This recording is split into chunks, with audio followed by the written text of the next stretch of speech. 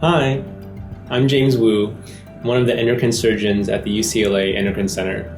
Today, I'd like to talk to you about the signs and symptoms of primary hyperparathyroidism. Now, instead of making a long list of symptoms, I think it makes more sense if we talk about the causes behind the symptoms that patients can experience. So let's start with, what is hyperparathyroidism? In short, it's when one or more of the 4 parathyroid glands start to make too much parathyroid hormone. The parathyroid glands are 4 small glands. They're the size of a grain of rice when they're normal, that sit at the base of the neck around the thyroid. Their main job is to regulate calcium in your bloodstream. Now, when there's too much parathyroid hormone, one of the first places that it causes problems is at the bones, because that's the biggest store of calcium. It tells your bones, we want more calcium in the bloodstream. And in response, the bones wear themselves down to release that calcium. That causes loss of bone mineral density, leading to osteopenia, osteoporosis, possibly fractures, and can cause bony pain.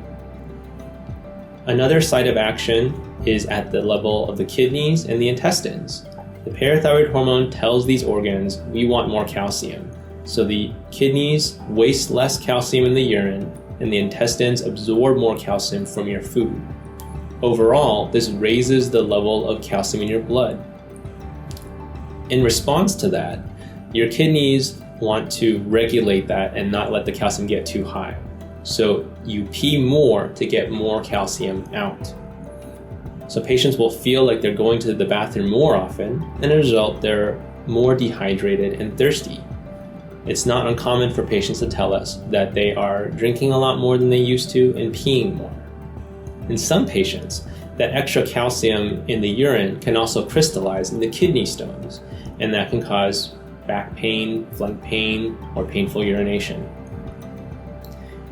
As the level of calcium rises in the blood, it can also start to have an effect throughout the body on the muscles and nerves and cause vague, subtle symptoms such as fatigue, weakness, mood alterations, difficulty concentrating, vague abdominal pain, and can even worsen heartburn. Now, it is important to mention that not all patients will have symptoms. These days, most often, patients are diagnosed with primary hyperparathyroidism when they are found to have high levels of calcium on their regular blood testing. And in many of these patients, the disease has not been around long enough to cause any symptoms. If you'd like more information about primary hyperparathyroidism, about how we treat it with surgery, then please visit our website. Thanks a lot for watching. I'm James Wu with the UCLA Endocrine Center. I'll see you soon.